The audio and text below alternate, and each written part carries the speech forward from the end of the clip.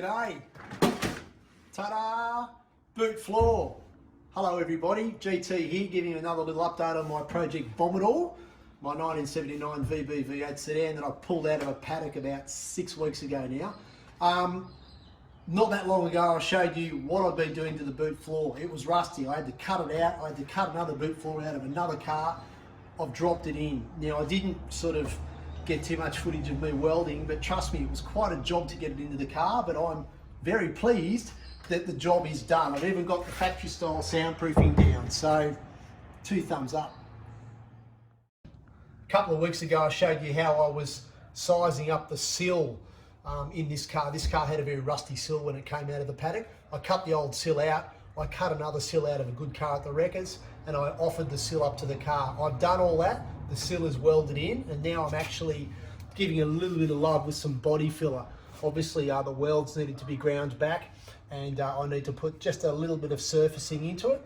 I've seam sealed inside the wheel arches. I've done a lot of welding actually, which has been both frustrating and fun at the same time. But look, the sill's in, the B-pillar's welded in, the door's hanging on the car, and yes, I'm rather pleased.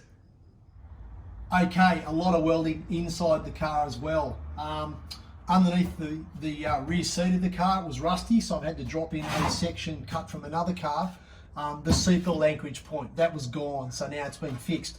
Also a section of rust underneath, right directly underneath the cushion, that's also fixed.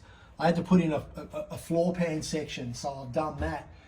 The front floor needed some work, and I had to build up the whole edge of the floor from front to rear to meet the edge of the sill. So I've done that with a bit of help from one of my mates. I've got these right angle bits of sheet metal folded up, I've drilled them, I've welded them in.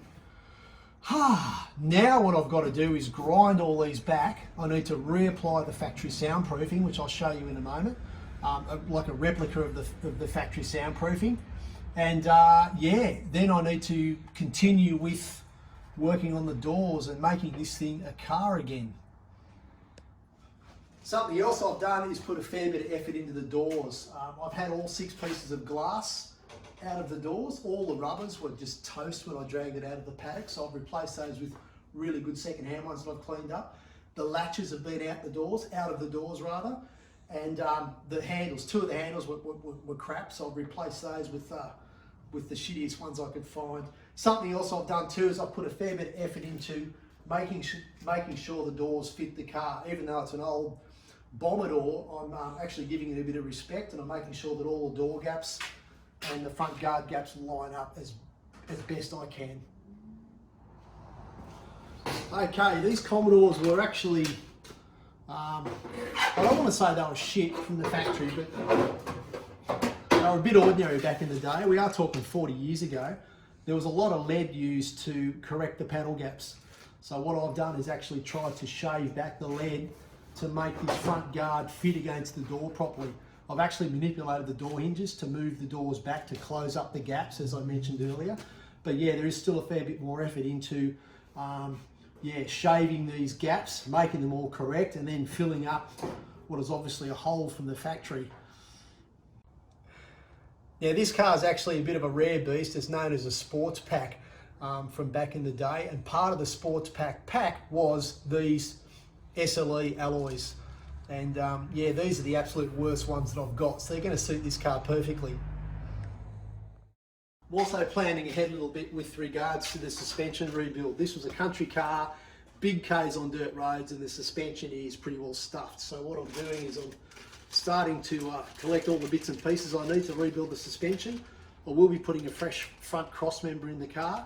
I'm putting all new rubber bushings in the front and rear trailing arms, fresh springs out of a VK V8, and fresh dampers. So it's going to drive hopefully quite nice.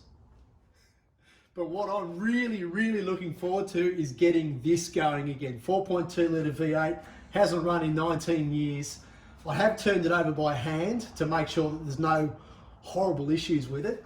But yeah, in a couple of days I'm going to fill it with oil, and I'm going to give it some love, and I'm going to get it running. But I'll get back to you later about that. Cheers.